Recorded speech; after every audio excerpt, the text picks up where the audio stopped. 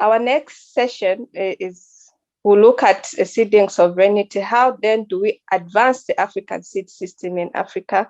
This is going to be a panel discussion. We'll have Annie and Bright and Goita on this panel. Please enjoy the discussions. Thank you so much. At this juncture, we're going to be talking about seeding sovereignty. You've heard about the onslaught on African food and African food systems. And in this session, you're going to be discussing a way forward. What do we do? Do we continue lamenting, or do we do something about the situation? We're going to be looking at how to reclaim back our power as Africans in Africa, as well as in the diaspora.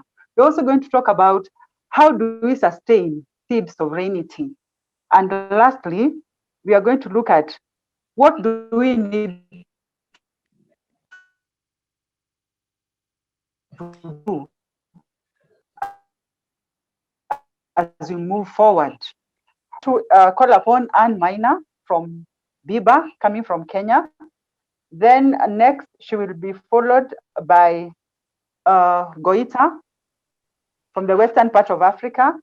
And lastly, we're going to have Bright, representing Commons for Equal Justice. He's going to be telling us about his organization, as well as how young people are engaged in this process. And also, he's also going to tell us why is it important, especially when we are talking about seed sovereignty, to include young people in this discussion. Over to you, Anne. Most welcome. Maybe you could tell us what is Biba and how Biba is advancing seed sovereignty in Kenya and across the region. Welcome. Thank you very much. As introduced by Leonida, my name is Anne Maina, and I coordinate the Biodiversity and Biosafety Association of Kenya, which is a network of 60 member organizations working in Kenya, challenging for solutions being pushed in Kenya, the likes of GMOs, genetically modified foods, the likes of biofuels, and we have been quite keen working on issues of seed sovereignty. We actually have a project which we call Seed Sovereignty, and I'd like to share my sentiments and appreciation for the amount of and the knowledge that we have gained so far. And I'm sure this should, I would like to call that we can continue with these rallies more often, at least every year. To begin with, in the Bantu language, seed has a name that is almost similar across board. It's called Mbegu, Mbeu, Bego, Imbeu, and all those. And I'm sure people who speak some Bantu can understand that. And for us, and being members of AFSA, we are very keen to support seed sovereignty.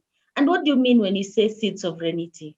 It's the right to own your own seed, the right to multiply, the right to share. We've heard from various speakers the challenges that farmers have gone through, the big push in especially East Africa, starting with Kenya. Earlier speakers talked about us being members of UPA of 1991. In Kenya, the seed laws are very punitive, calling even for seed inspectors who can come to your farm and check if you have a seed that is from you have bought it or you're using your local seed. In fact, in our work where we have been supporting communities to build seed banks. We do not call them seed banks, we call them community seed learning facilities. And in these seed banks, recognition of seed is not even recognized. You're told traditional seed is grain. It is not well documented, it is not well bred, but we know, like, for thousands of years, the African woman have been custodians of seed. They have kept the seed, they have moved it down generation. Seed is culture for them. The seed that they grow in the short season, the seed they grow in the long rain season, the seed that they take to traditional ceremonies, the seed for brewing, the seed that is taken as part of the dowry negotiations when a girl is going to get married. Even when you give off your girl to get married, you give them seed to go with it home where they are going and plant, so that you ensure there's prosperity, there's growth. And so you see the importance of seed. But how have we been supporting farmers to bring back their seed?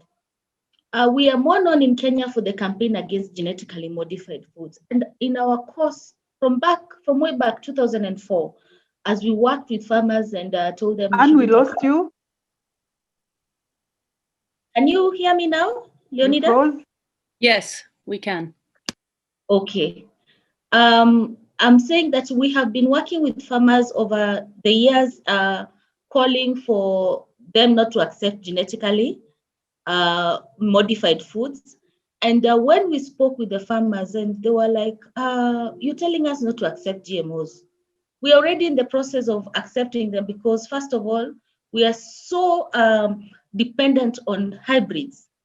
The system has made us so dependent on hybrids, we have lost our seeds.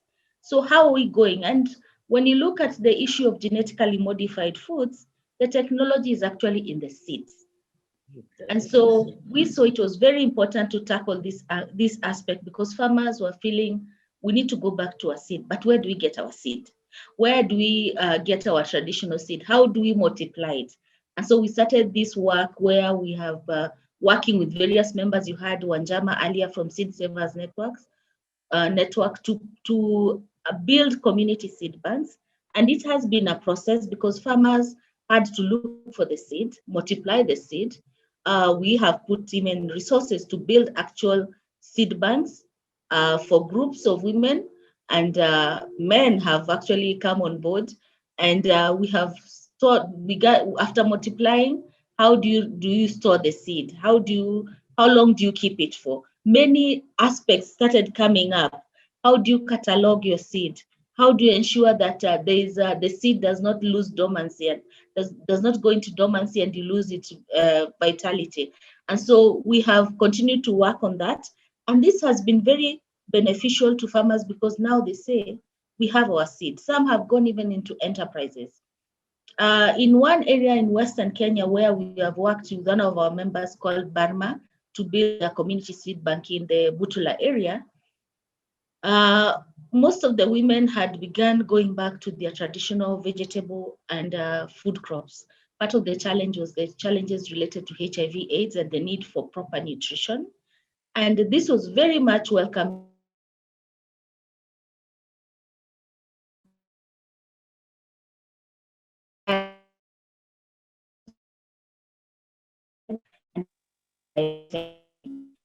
We lost you again, Anne. COVID-19.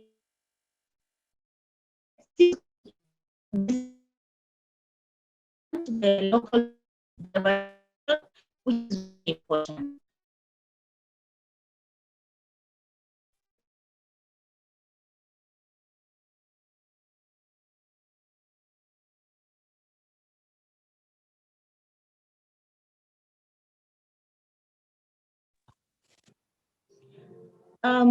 I hope you can still hear me. I think I went off a bit. Now. Dima, Yes, can you we can hear me? hear you. Yes, Okay. we can hear you, Anne. Proceed. Thank you very much. And so issues of also legislation are very important, looking at the policy issues.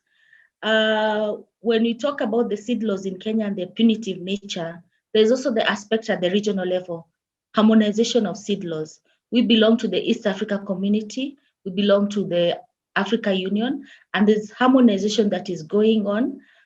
There's no recognition of farmer managed seed systems like in Kenya. At least in other countries in East Africa, like Tanzania, or we have what we call quality declared seed, which can be exchanged within a few villages. But that recognition of farmer managed seed systems is very important, and we have been working closely on promoting that in terms of legislation, because you have to do this in a multi-pronged way. You cannot just support farmers and not look at the legal processes. The issue of genetically modified foods is a big issue because GMOs are about control of seed, control of the multinationals that promote genetically modified seeds and the foods actually control the seed system, they control the fertilizer, they control even the pesticide. And this is about control and management of control and profit for them, for the multinationals. And so it's important that we look at those aspects. And the threats, we have the trade agreements, the economic partnership agreements. Now we are seeing a process where, as opposed before, where the European Union would negotiate with the ACP, Africa, Caribbean, and Pacific region, they are now having bilateral relations, a process of divide and rule. The US now is negotiating directly with countries, and these are big challenges that we see going forward. And we urge and speak to everyone that is here that it is important we continue to protect our seed, multiply our seed. The intergenerational learning from one generation to another is very also important. Thank you very much, Leonida. Thank you, Anne, for your insight, and of course the most recent aspects of punitive pieces of legislation happening in the country. And that's also coming out as one big challenge to the farming community, and of course to consumers in Kenya. I'd like us now to go to West Africa and listen to Goita, who will be sharing with us how he's advancing seed sovereignty in the western part of Africa. Welcome, Goita.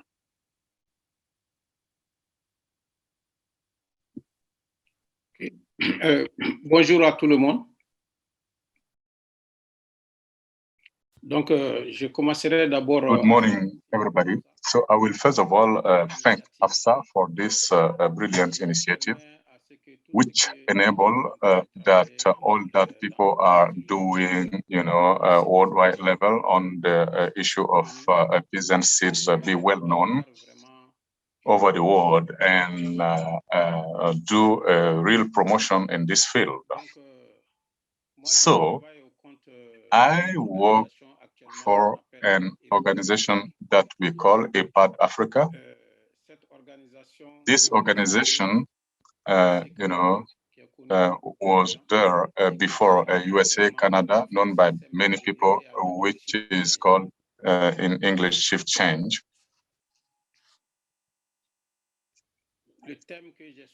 So the topic I have chosen to present to you is about the community seed banks and their usefulness in the peasant seed system.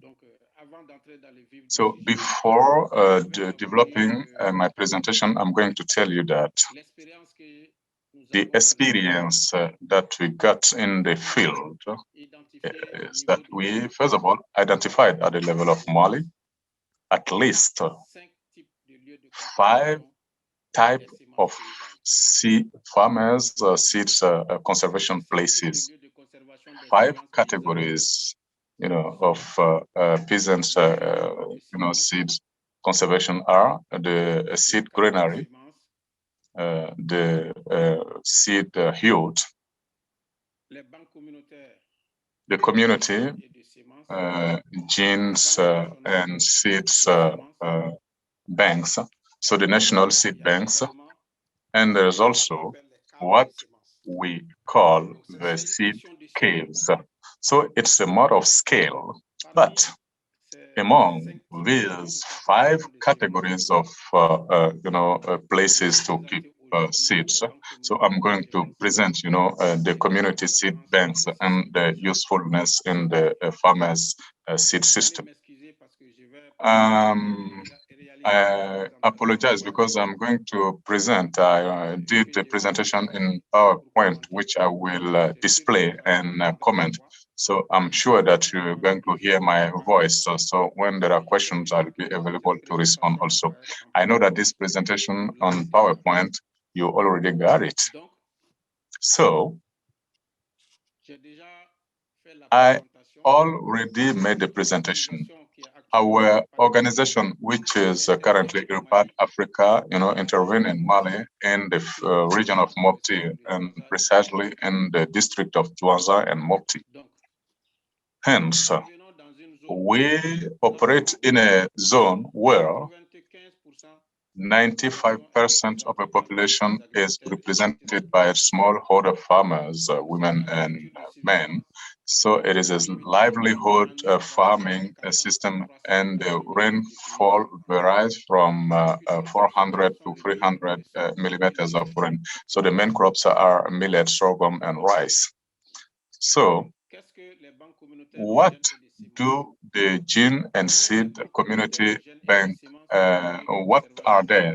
These are, places for keeping and valorizing the genetic resources, and so they were born from an initiative of a peasant community about the need to keep their, genetic heritage, agriculture heritage, due to the climate change and the bad behavior of the leaders, who sign, some agreements to the detriment, of agriculture biodiversity.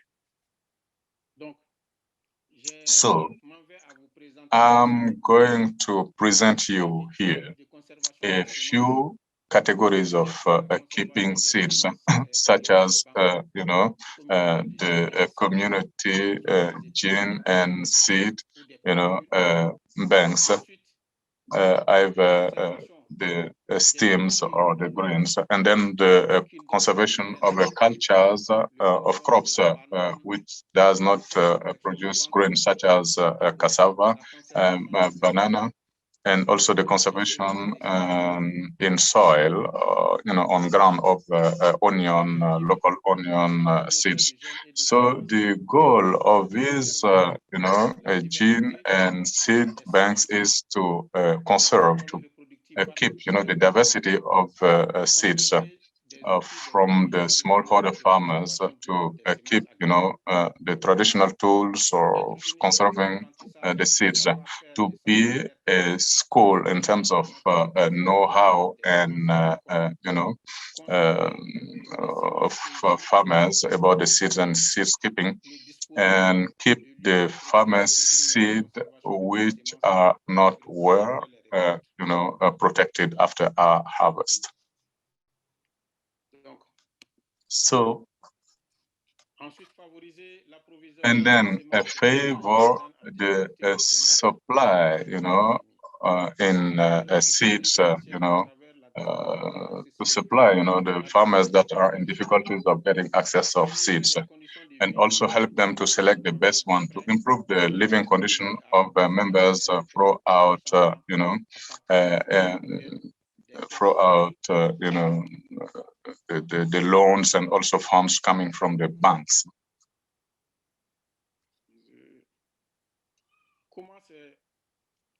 Now, how do those banks operate?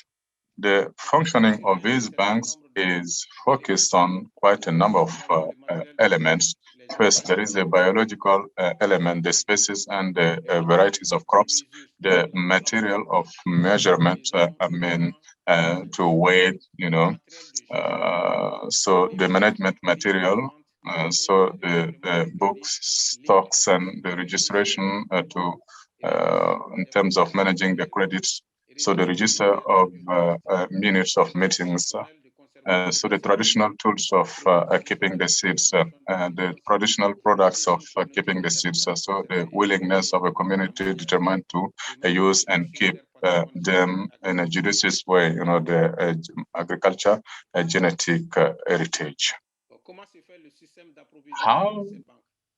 How these banks are, supplied? It's on the basis of multiplying, duplicating the seeds on farm, the exchange between the villages and communities, organization of exhibition days, organization of seed exchange between the different meetings, the exposition fairs, field visits, and the setting up of a network, and also building an exchange link between the banks.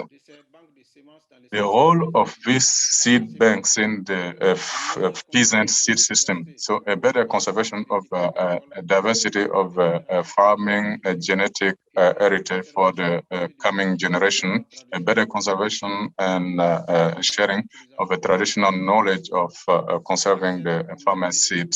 So the access of communities in due time to seeds, quality seeds that are adapted. However, there are some challenges. So the low involvement of women in terms of decision making for the choice, the selection of seeds to be used. So the marginalization of recognition of farmer seeds and also the rights of the smallholder farmers and for seed systems. Policies in the countries. So the monopolies of these multinational companies which influence the decision making of our authorities without consulting the grassroots farmers. So the law enforcement, of treaties and laws, international convention in favor of food sovereignty.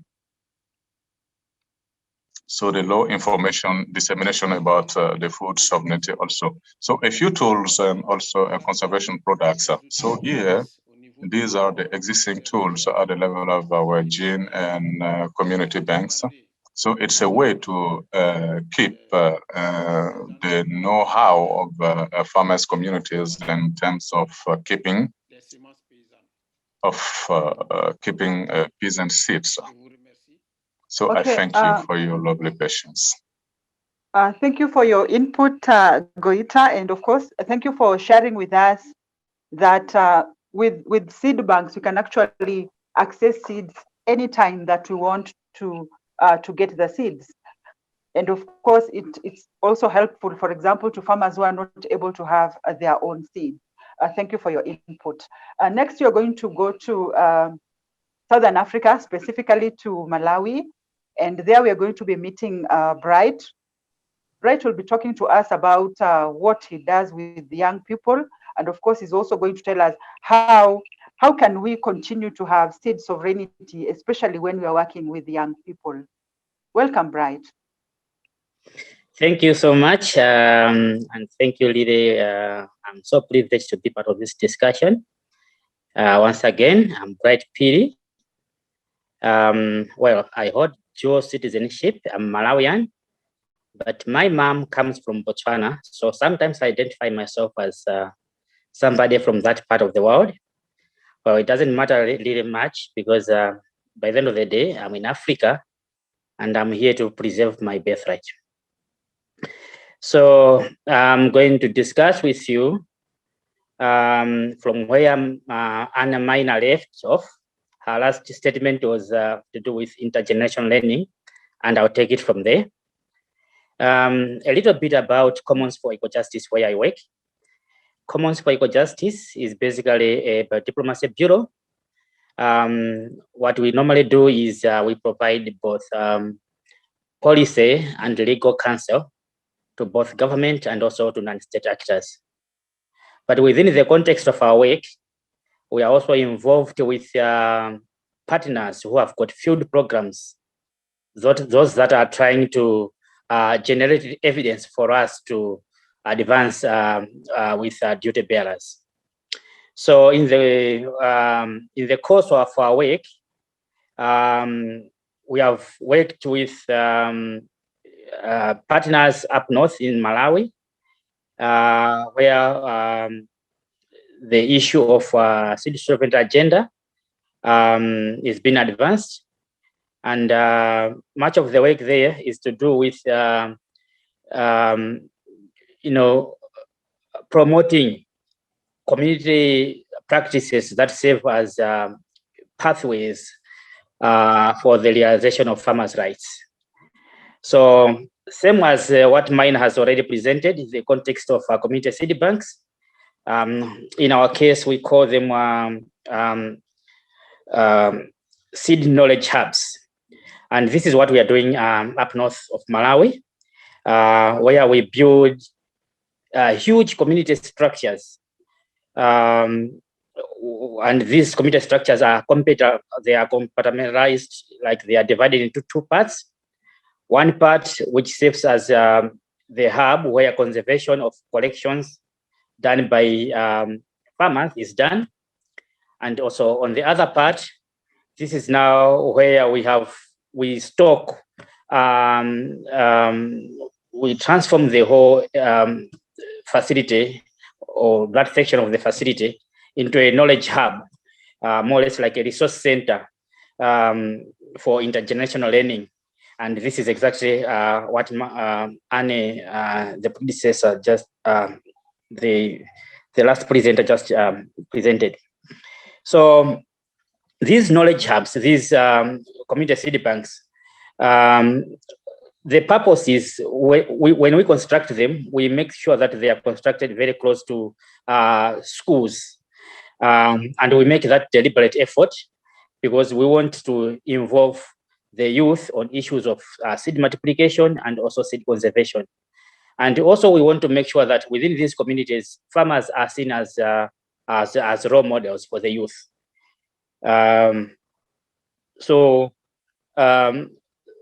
What we normally do is we mobilize what we call peer educators. These are lead farmers, for example, to groom the youth, to mentor them on issues of farm safety seed. And these farmers, they've been working on issues of seed conservation for a long time. So being institutional memories on farm safety seed, they are able to share their experiences, their knowledge with the youth within these schools close to the community seed banks, or what we normally, in our case, we call them seed knowledge hubs. And we use a lot of approaches to reach out or to teach these youth on issues of seed.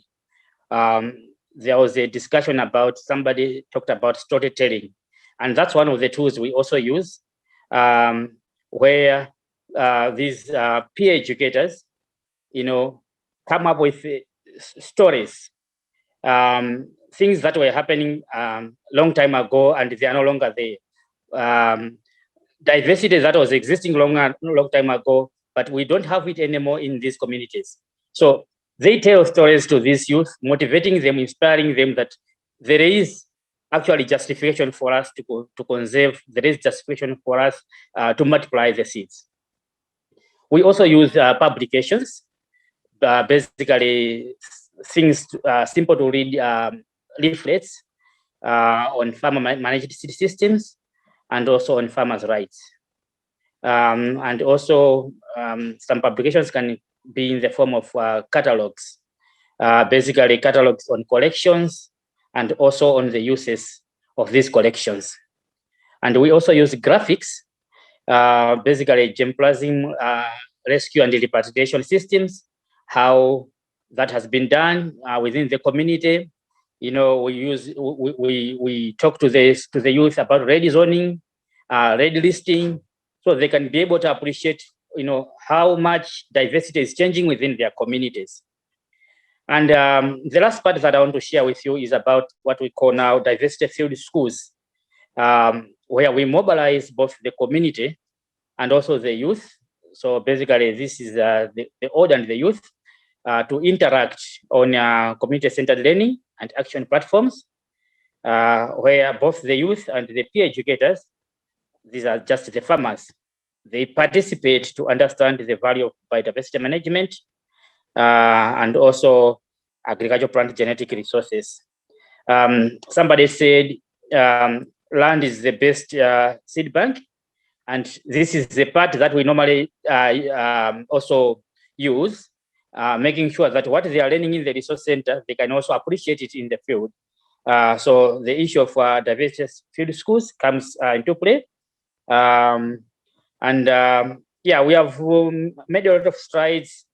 Now we are we have made plans to do what we call farmer field schools, not just farmer field schools in terms of events, but farmer field schools in terms of structures as well,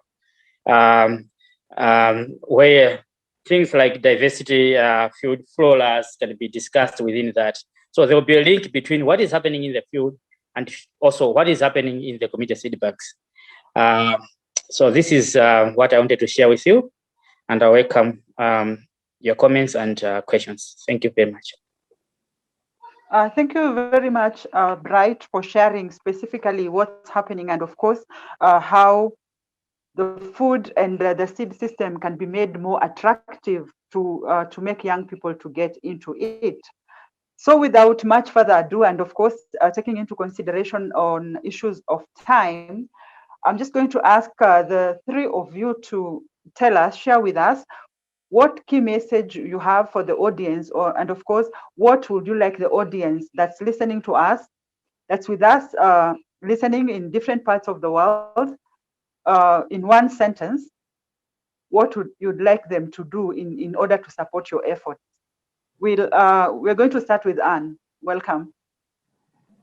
Thank you, Leonida.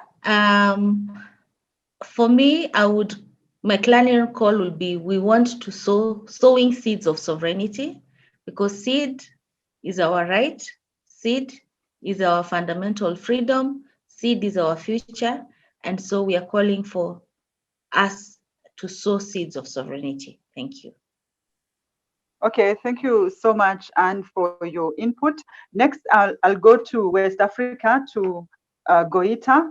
What key message do you want the audience to go home with in relation to this discussion? Bienvenue.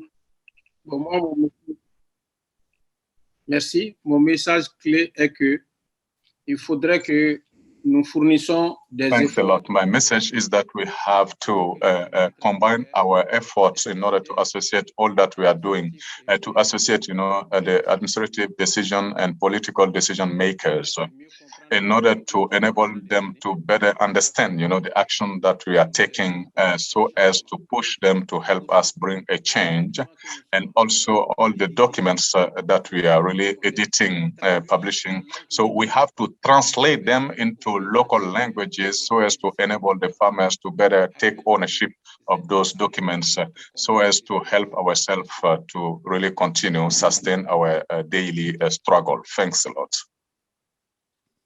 Thank you for your input. Next, we'll go to Bright. Africa has a very young population. Bright, what key message do you have for our attendees, as well as panelists, and of course, future participants in our future convenings? Welcome, Bright. Thank you so much. Yes, actually, I forgot to say I'm actually a youth, as you can see. From in 2008, and I'm still a youth. Well, for my message is simple. We need to stimulate local dialogues, informal in nature, that are spontaneous conversations that are tailor-made to the local context, so that when we talk to the youth, they can better relate to the situation. Thank you so much. Thank you for your input, Bright, and thank you for giving us the tips on how to actualize issues around seed sovereignty within our different contexts. I'd like to take it back to Juliet to show us the way forward. Thank you.